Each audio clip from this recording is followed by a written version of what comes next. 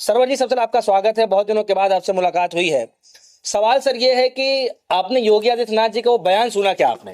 बिल्कुल बिल्कुल। अक्षरशः सारे शब्द शब्द एक एक शब्द लफ्ज ब लफ्ज खूब करीब से सुना, देखा, पूरी कार्रवाई को देखा। विधानसभा में किसने क्या बातें कही सबको हमने सुन लिया, देख लिया, समझ लिया।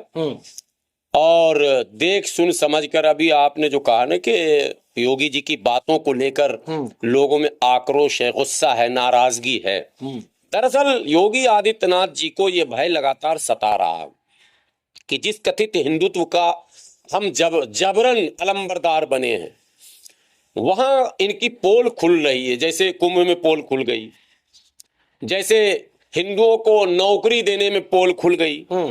भाई हिंदुओं की सरकार थी तो फिर आप इस्राइल क्यों भेज दिए? और आपको हैरानी होगी, आप लोग बड़े पत्रकार हैं, डेटा है कि नहीं है, उत्तर प्रदेश के हजारों लोग बिहार में नौकरी कर रहे हैं, सरकारी टीचर हैं। यानी उत्तर प्रदेश में नौकरी नहीं है, बिहार बंगाल जाके नौकरी कर रहे हैं। जहां सरकारी वैकेंसियां हैं और संभावनाएं, वहां ये जा रहे हैं। ये डेटा वो दे नहीं सकते। उनको हर बात पे एक एंगल निकालना जिसमें मुस्लिम इस्लाम आना चाहिए, मस्जिद मंदिर आना चाहिए। नहीं कुछ होगा जबरदस्ती तोड़ देंगे मदनी मस्जिद को, कोई कानून को नहीं मानेंगे। कौन सुप्रीम कोर्ट, कौन हाई कोर्ट, नहीं मानेंगे। योगी जी क्या कर लेगा सुप्रीम कोर्ट, और क्या कर लिया? जबरन बुलडोजर जितने चले, हाजी सादात छतरपुर से लेकर मदनी मस्जिद तक जबरन चले, गैर कानूनी चले। औरंगजेब की आत्मा भी शर्मा गई होगी, तैमूर लंग की आत्मा भी शर्मा गई होगी। भारत के इतिहास में ऐसा शासक कोई नहीं होगा।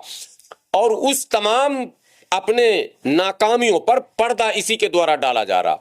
उर्दू का जहां तक सवाल है, भारत को स्वतंत्र हुए और राजभाषा स्वीकार किए हुए 7 दशक से अधिक हो चुके हैं, हिंदी को राजभाषा स्वीकार किए हुए। लेकिन आज भी भारत के अदालत में चले जाइए, अदालत में बाद में जाएगा, अदालत का नाम ही उर्दू में अदालत, ये उर्दू लफ्ज है खुद।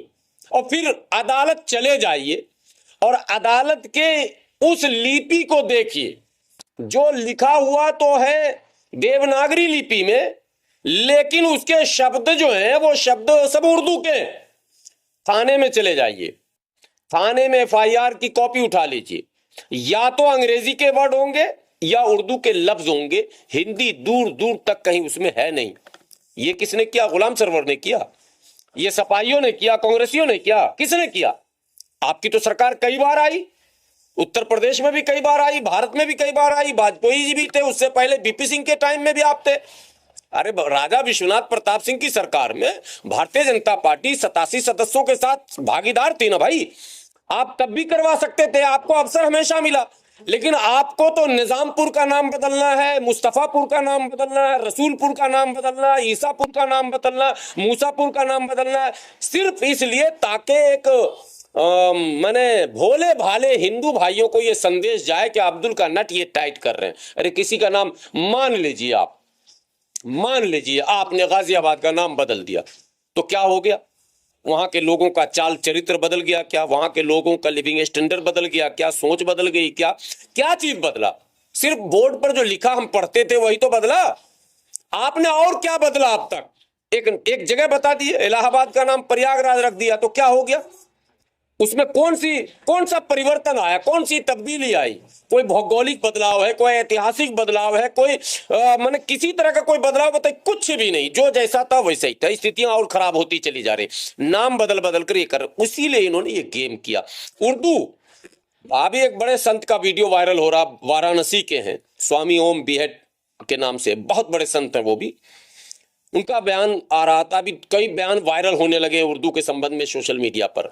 एकदम सरल भाषा में मैं आपको बताऊं, स्वतंत्र भारत से पहले स्वतंत्रता आंदोलन के सभी बड़े नाम, जिनका नाम हम सम्मान से लेते हैं और उनकी पुण्यतिथि, जन्म तिथि हम मनाते हैं, उनको हम सच्ची श्रद्धांजलि पेश करते हैं।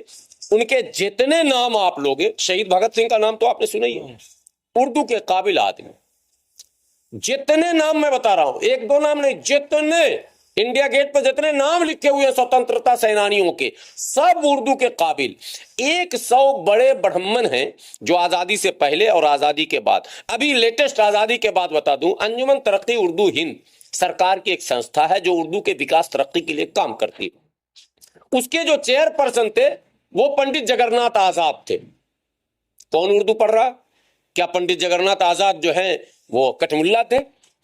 जिस लखनऊ में ये भाषा योगी जी ने प्रयोग किया, उस लखनऊ के प्रसिद्ध विद्वान रहे पंडित ब्रज नारायण चकबस्त लखनवी, हम लोगों को पढ़ाया जाता था। बहुत बड़े शायर, बहुत बड़े अदीब, उर्दू की दुनिया में बेइंतहा खिदमात उनके रहे, उनकी किताबें पढ़ाई जाती है। वो पंडित भी हैं, ब्रज नारायण चकबस्त लखनवी के नाम से प्रसिद्ध हुए थे, लखनऊ के हैं। जिस गोरखपुर के योगी जी हैं, फिराक गोरखपुरी, आप लोगों ने नाम सुना होगा, नाम सुनने में लग रहा होगा कि मुसलमान, फिराक गोरखपुरी भी हिंदू है। तो ये सब कठमुल्ला थे क्या? स्वतंत्र भारत के प्रथम राष्ट्रपति डॉक्टर राजेंद्र प्रसाद जी, जिनको राजेंद्र बाबू कहते हैं, बिहार के धरती पुत्र, उर्दू के बड़े विद्वान जिनको कहते हैं, छोटे मोटे नहीं कि 2 कलम लिख लिया, नहीं, जिनकी किताबें चलती हो, किनको कठमुल्ला आप कह रहे हो? कठमुल्ला पहले समझिए क्यों कहा इन्होंने, ये बात असल समझने की है। जो जिस परिवेश में रहेगा, जो जिस क्या कहते हैं माहौल में रहेगा, उस पर उसी का छाप रहेगा।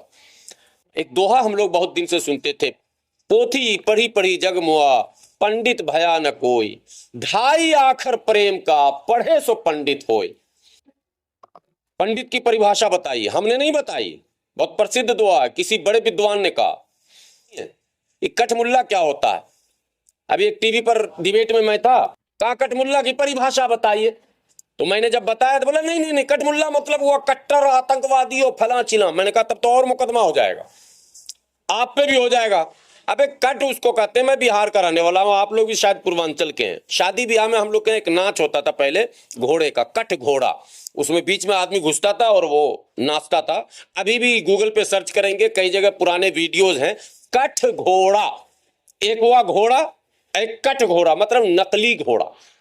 शकलन घोड़ा है लेकिन वो घोड़ा नहीं है, कट घोड़ा कहते हैं। शकलन मुल्ला हो, दाढ़ी हो, टोपी हो, कुर्ता हो, पाजामा हो, शेरवानी हो, लेकिन ज्ञान नहीं है तो कट मुल्ला हुआ, क्योंकि इन्होंने प्रेम की भाषा पढ़ी नहीं। एक भाषण सुना दीजिए माननीय योगी आदित्यनाथ जी का, एक भाषण जिसमें प्यार, प्रेम, भाईचारा, सद्भाव, स्नेह, लगाव, दया, कहीं कुछ इनसे दिखता हो, एक भाषण दिखा दीजिए। भाषण मिलेंगे आपको, इनसे इनकी माँ बहनों से बर्तन मजवाएंगे, ये भाषण है उनका। इनको हम टाइट कर देंगे, ये भाषण है उनका।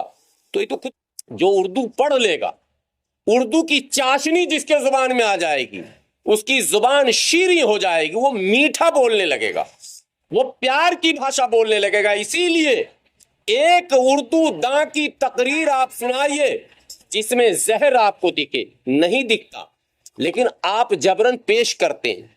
ये निहायत ही अफसोसनाक घटना है। अच्छा, जो है सरवर जी, मैं एक सवाल ये कह रहा हूँ कि क्या उर्दू पढ़ने से मौलाना बन जाता है? नहीं, उर्दू पढ़ने से मौलाना नहीं बनता है। उर्दू वो जुबान है जिसके पढ़ने से जुबान के अंदर मिठास आता है, लताफत आता है, बोलने में मजेदारी आती है। उसका जो प्रोनाउंसिएशन है, जो उच्चारण है, वो उसकी शुद्धता का वो प्रतीक है। जब तक उर्दू नहीं पढ़ेगा, आपको मैं इतने नाम बता दूंगा। गिरिराज सिंह का नाम सुने हैं ना? वो बोलते हैं बेगूसराय के वो सांसद हैं। जिस शहर के वो सांसद हैं, उस शहर का नाम वो नहीं ले पाते। बेगूसराय है, शराय नहीं है, वो बेगूसराय बोलते हैं। मुसलमान बोलते हैं, मुसलमान डंटी स से है, 3 स होता है। उर्दू में भी छोटी सीन, बड़ी शीन और से होता है, और स्वाद होता है 4। हिंदी में 3 है, डंटी स, तालब श और वो मूर्धन्य स जो हम लोग को पढ़ाया गया 300, षटकोण जिससे होता। लेकिन गिरिराज सिंह केंद्रीय मंत्री है, सीधा सीधा, जिसको प्रोनाउंसिएशन नहीं, उच्चारण नहीं आ रहा भाई। और यही स्थिति कमोबेश ज्यादातर अधिकांश नेताओं में आपको मिलेंगे, खास करके भाजपा में। उनके सा और शा में समझ में नहीं आएगा आपको, सब असमंजस में पड़ा हुआ। उनको पढ़ाई नहीं, कभी कोई गुरु ही नहीं मिला। गुरु माना ना, गुरु को तो इन लोग। अच्छा, आपके साथ कोई ऐसा हुआ है वाकया जो मतलब जो हिंदू भाई आपके साथ कभी जो है कोशिश किए हो कि जो है मैं थोड़ा सा सीखने की कोशिश करता हूँ, जैसे होता था ना बहुत सारे लोग, बहुत सारे हमारे मित्र से। अरे भाई मैं कहाँ सीखा हूँ, मैं तो मदरसे का प्रोडक्ट हूँ। एक योगी जी के शब्दों में तो मैं कटमुल्ला हूँ, योगी जी के शब्दों में तो मैं तो मदरसे का प्रोडक्ट हूं। लेकिन जब हिंदी में मैं बोलता हूं, आप लोगों के बीच कई बार बोला हूं, घंटों भाषण तक दिया हूं, और ऐसा हिंदी भी मैं बोला हूं जिसमें दूसरे शब्दों का मिश्रण नहीं हुआ। जब मैं मूड में आ जाता हूं कि आज मुझे शुद्ध हिंदी ही बोलनी है, तो मैं वो भी बोलता हूं, सक्षम हूं। तो ये हिंदी का ज्ञान, ये संस्कृत का ज्ञान, ये हमने कहां से लिया? अरे भाई हमने किसी गुरु से ही तो लिया है। वो गुरु कौन होंगे? हमारे कुछ दोस्त भी उसमें हैं जो हमारे गुरु हैं। हमारे कुछ ऐसे बड़े हैं जो टीचर तो नहीं है स्कूल में, लेकिन जीवन में वो हमारे आए, उनसे हमारा मिलना जुलना हुआ। वो नॉन मुस्लिम थे, हमने बहुत सारी चीजें, और आज भी मैं सीखता हूं। हमारे जो नॉन मुस्लिम मित्र हैं, जो हिंदू भाई हैं, आज भी मैं जब डिस्कस करता हूं तो धर्म पर, तो हम लोग सब चर्चा करते हैं। मतलब आपका कहने का मतलब ये है कि उर्दू के जो सबसे बड़े बड़े जो ज्ञानी थे, आज नहीं अगर बहुत पिछले समय में चला जाए, और आज तो हिंदू समाज के ही लोग थे ज्यादातर ब्राह्मण समाज के लोग थे, और पढ़ते थे वो। एक दो नहीं, मैं कर रहा हूं 20-25 नाम। मुंशी प्रेमचंद्र का नाम हम लोग को, नमक का दारोगा, और कितने इतने बड़े उपन्यासकार रहे हैं। उनके उपन्यास को लोग, अब तो उपन्यास का दौर खत्म हो गया जब से मोबाइल आया है। तो मुंशी प्रेमचंद उर्दू के बड़े मैं अदीब रहे हैं। तो मैं कितने नाम आपको बताऊं? 100 पंडित नाम बता रहा हूं। 100 बड़े पंडित ब्राह्मण परिवार के हैं जो बड़े विद्वान रहे, जिनका योगदान है उर्दू के विकास में, तरक्की में, उसके फरोग में, उसको बढ़ाने में, उर्दू को सींचने में, उर्दू को ऊंचाई तक पहुंचाने में उनका योगदान है। योगी जी को नहीं पता। क्या आपको लग रहा है कि अब उर्दू जो है विलुप्त होती जा रही है, या फिर है? नहीं, उर्दू जिंदा है। उर्दू विलुप्त नहीं हो सकती। उर्दू जिंदा इसलिए है कि मैंने आपको कहा ना, उर्दू को विलुप्त करना होता तो कब का हो गया होता। आज भी अदालती भाषा में, थाने के भाषा में, पुलिसिया भाषा में, बात समझे ना, जुबान जो है उर्दू फारसी का मिश्रण नजर आता है। और फिल्मों में आप जाएं, पूरा गाना आप देख लें, सारे गाने आपको 90% उर्दू के लफ्ज मिलेंगे। दिल के अरमा आंसुओं में बह गई, अरमा कहां से आया? अरमान दिल जो है वो तो हिंदी शब्द नहीं है, ठीक है। हम वफा करके भी तन्हा रह गए, अब वफा कहां से आ गया? तन्हा कहां से आ गया? शायद उनका आखिरी हो ये सितम, ये सितम कहां से आ गया? हर सितम ये सोचकर हम रह गए। एक गाना मैं करो 1000 गाना गा लो आप, कोई भी है, सनम बेवफा, मैं नहीं बेवफा, तू ही है बेवफा, जो बोलो सब उर्दू लफ्ज है। कहीं हिंदी है ही नहीं, दूर दूर तक नहीं है, दूर दूर तक नहीं है। और फिल्म खुद उर्दू लफ्ज है। लोग बोलते हैं फिल्म देखने जा रहा हूं। फिल्म या तो अंग्रेजी है या फिर उसको उर्दू में लाएंगे। चित्रपट तो कोई जाता नहीं। हिंदी बोलने पर तो आधा आदमी पगला जाएगा, सच्चाई से अगर बोलिए तो समझ ही नहीं पाएगा, क्योंकि पढ़ाया नहीं जा रहा, उसको पढ़ाया ही नहीं जा रहा। अगर शुद्ध हिंदी आप बोलने लगे तो कुर्सी को क्या बोलेंगे, टेबल को क्या बोलेंगे, साइकिल को क्या बोलेंगे, बस को क्या बने। दिनचर्या में हम जिन जिन चीजों से दो चार होते हैं। खाना खाया क्या आपने? आइए नाश्ता करते हैं, लीजिए से। नाश्ता क्या है? नाश्ता हिंदी है क्या? योगी जी नाश्ता जो आप करके बोलने खड़े हुए थे, वो नाश्ता भी उर्दू है। और योगी जी जब उर्दू के विरोध में बोल रहे थे तो स्वयं उन्होंने 4 मिनट 28 सेकंड लगभग प्रवचन दिया है, उसमें 15 बार उर्दू लफ्ज आया खुद।